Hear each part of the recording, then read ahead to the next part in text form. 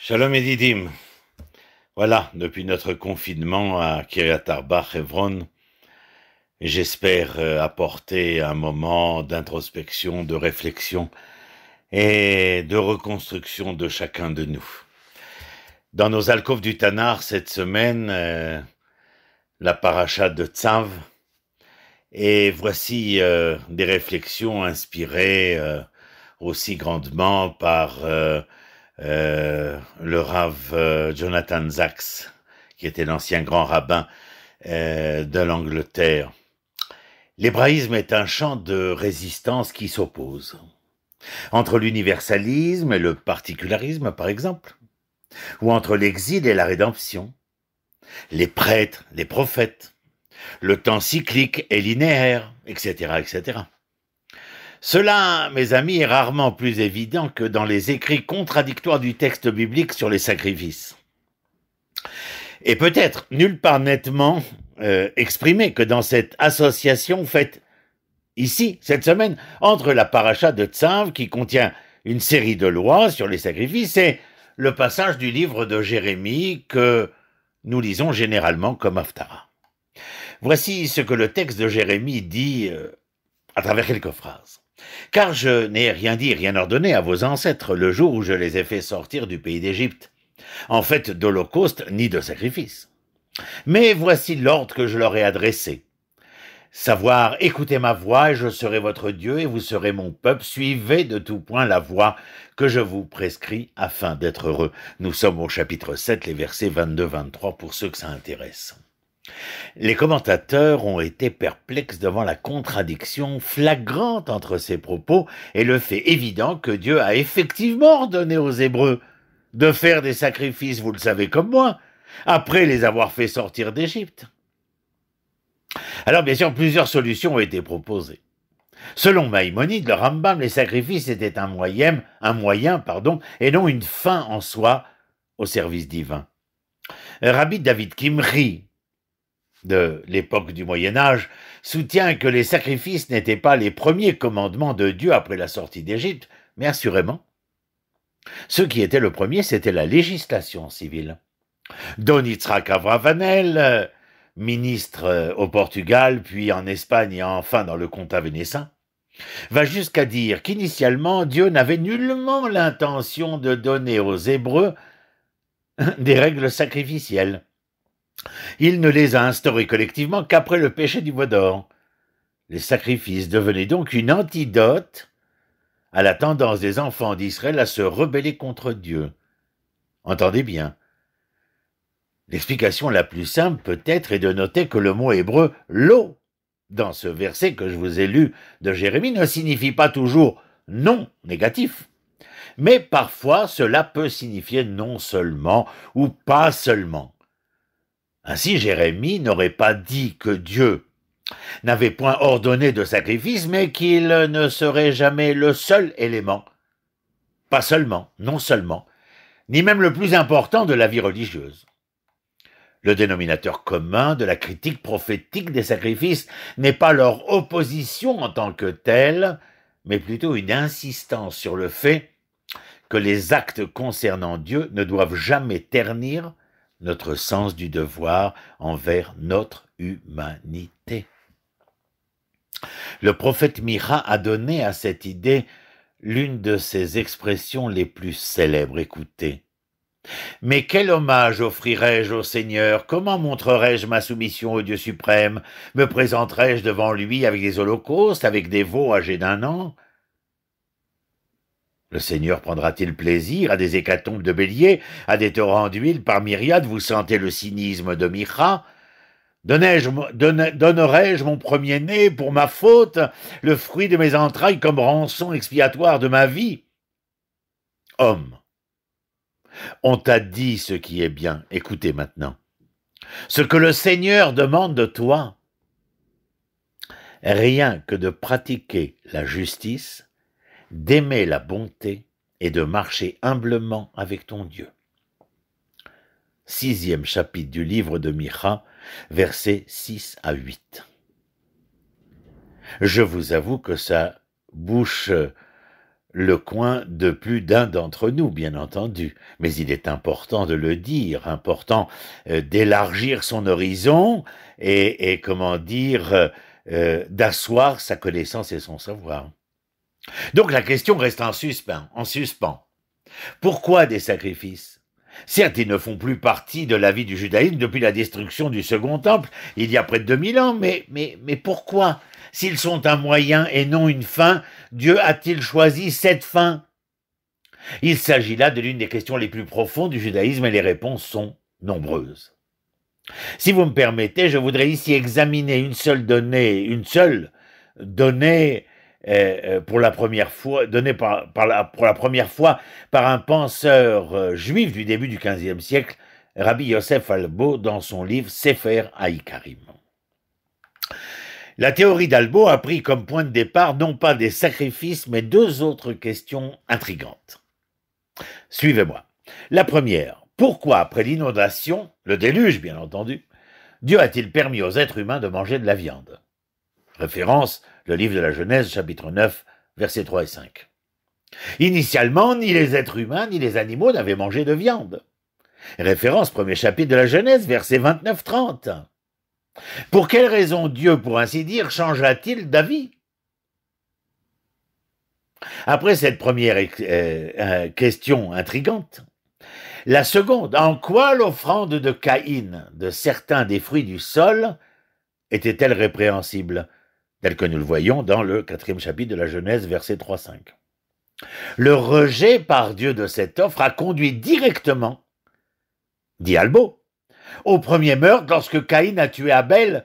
Quel était l'enjeu de cette différence entre les deux frères quant à la façon d'apporter un don à l'Éternel? La théorie d'Albo est la suivante. Tuer des animaux pour se nourrir est intrinsèquement mauvais. Cela implique de prendre la vie d'un être sensible pour satisfaire nos besoins. Caïn le savait. Il croyait qu'il y avait une forte parenté entre l'homme et l'animal. C'est pourquoi il décida d'offrir non pas un sacrifice animal, mais un sacrifice végétal. Son erreur, selon Albo, est qu'il aurait dû apporter des fruits et non des légumes, car le fruit est plus éminent et le légume serait le moins noble des produits non carnés. Abel, en revanche, pensait qu'il existait une différence qualitative entre l'homme et les animaux. Dieu n'avait-il pas dit aux premiers humains: régnez sur les poissons de la mer et les oiseaux de l'air et sur chaque créature vivante qui se déplace dans le sol, dans le livre de Bereshit. C'est pourquoi Abel apporta un sacrifice animal. Une fois que Caïn a vu que le sacrifice d'Abel avait été accepté alors que le sien ne l'était pas, il a raisonné ainsi. Si Dieu, qui nous interdit de tuer les animaux pour se nourrir, permet et même favorise de tuer un animal en sacrifice, et si, comme le croyait Caïn, il n'y a pas de différence ultime entre les êtres humains et les animaux, alors je proposerai l'être vivant le plus élevé en sacrifice à Dieu, à savoir mon frère Abel. Caïn a tué Abel non par envie ou par animosité, mais comme un sacrifice humain, suite à ce qui se passa. C'est pourquoi Dieu a permis de manger de la viande après le déluge. Avant le déluge, le monde était rempli de violence, Hamas. La violence fait peut-être partie intégrante de la nature humaine. S'il devait y avoir une humanité, Dieu devrait abaisser ses exigences envers cette humanité. Qui tue des animaux, a-t-il dit, plutôt que de tuer des êtres humains. La seule forme de vie qui n'est pas seulement la création de Dieu, mais aussi à l'image de Dieu. D'où la séquence hautement intelligible de versets après que Noé et sa famille se sont de nouveau manifestés sur la terre ferme. Chapitre 8 de la Genèse. Chapitre 8, verset 29 et chapitre 9, verset 6. Noé construit un autel, sacrifie des holocaustes. Dieu promet de ne plus le détruire, il bénit Noé et ses fils, leur autorisant la viande et les mettant en garde contre le sang versé. C'est un résumé de Genèse 8, 29 et 9, 6. Selon Albo, la logique du passage est claire. Noé offre un sacrifice animal en remerciement pour avoir survécu au déluge. Dieu voit que les êtres humains ont besoin de cette façon de s'exprimer. Ils sont génétiquement prédisposés à la violence. Toutes les inclinations de son cœur sont mauvaises depuis l'enfance, est-il écrit. Si par conséquent la société doit survivre, les êtres humains doivent pouvoir diriger leur violence vers les animaux, ces non-humains, que ce soit comme nourriture ou offrande sacrificielle. La ligne éthique cruciale à tracer se situe entre l'humain et le non-humain. La permission de tuer des animaux s'accompagne d'une interdiction absolue de tuer des êtres humains, car à l'image de Dieu. Parce que Dieu a fait l'homme.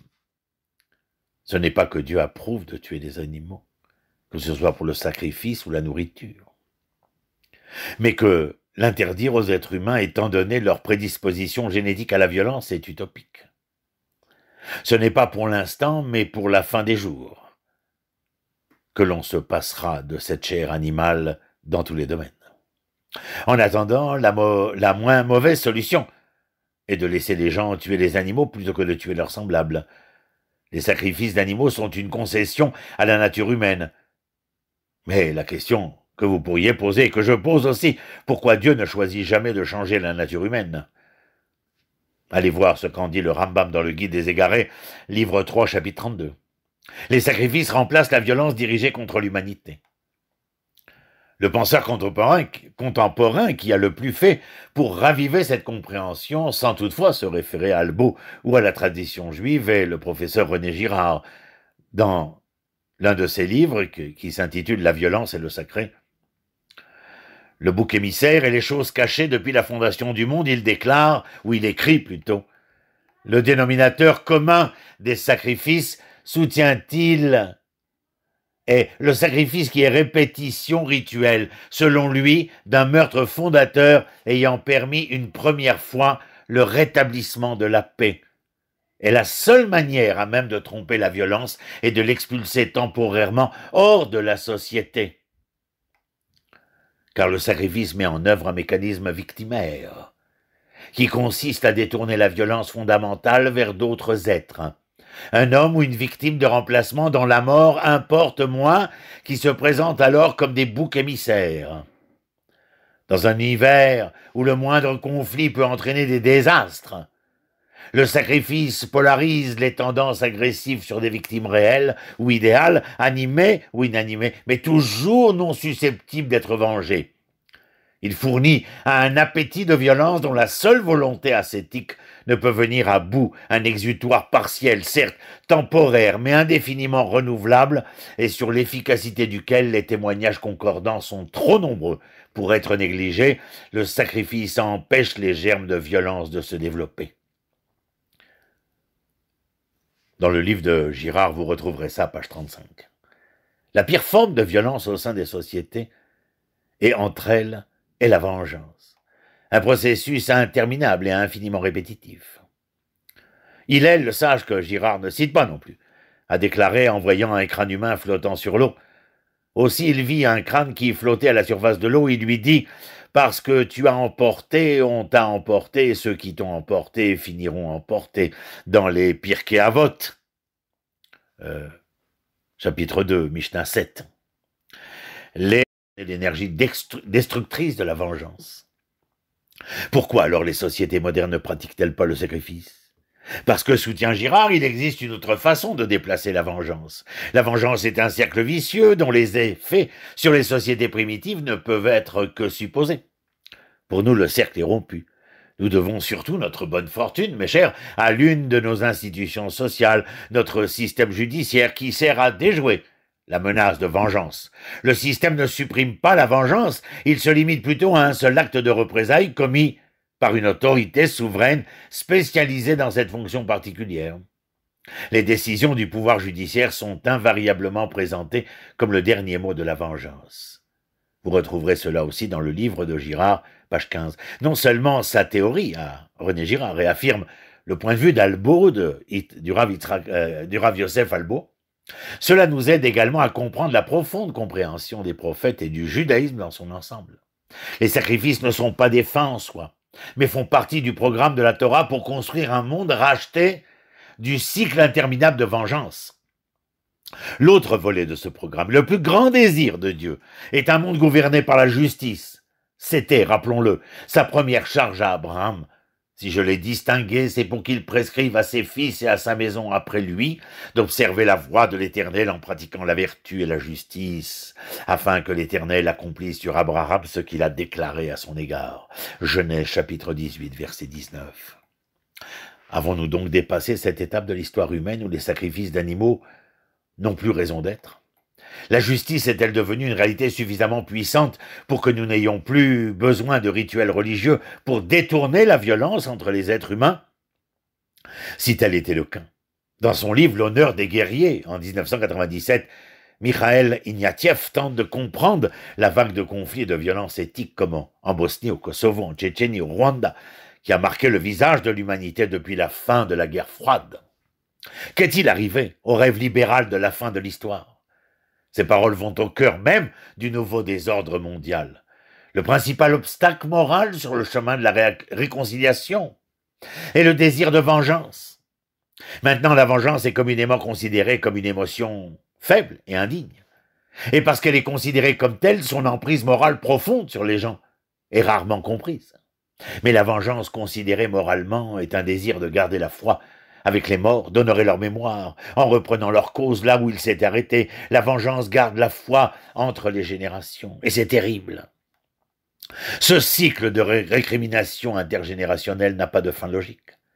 Mais c'est l'impossibilité même de la vengeance intergénérationnelle qui enferme les communautés dans la contrainte de répéter. La réconciliation n'a aucune chance contre la vengeance, à moins qu'elle ne respecte les émotions qui soutiennent la vengeance, à moins qu'elle ne puisse remplacer le respect induit par celle-ci, par des rituels dans lesquels les communautés, une fois en guerre, apprennent à pleurer leur mort ensemble. Vous retrouverez cela dans l'honneur du guerrier, l'honneur des guerriers, page 188-190. Loin de parler d'un âge révolu et oublié depuis longtemps, les lois du sacrifice nous disent trois choses aussi importantes maintenant qu'alors. Premièrement, la violence fait toujours partie de la nature humaine, jamais plus dangereuse que combinée à une éthique de vengeance. Secondo, plutôt que de nier son existence, nous devons trouver des moyens de réorienter, de la réorienter, afin qu'elle ne réclame plus de sacrifice humain.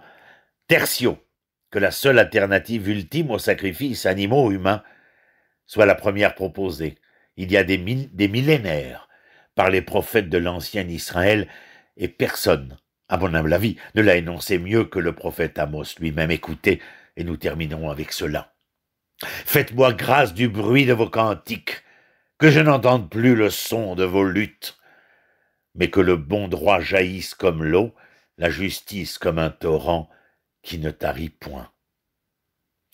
Voilà des choses que nous devrons mettre en œuvre et en pratique lorsque les portes de l'arche de l'humanité s'ouvriront après le déluge qui nous noie en ce moment, et qu'une fois que nous verrons la colombe avec sa branche, son rameau d'olivier, que nous soyons capables, à travers cette leçon, d'entendre le sens profond de ce rameau d'olivier. Une bonne santé pour tous. À la semaine prochaine. Shalom, shalom.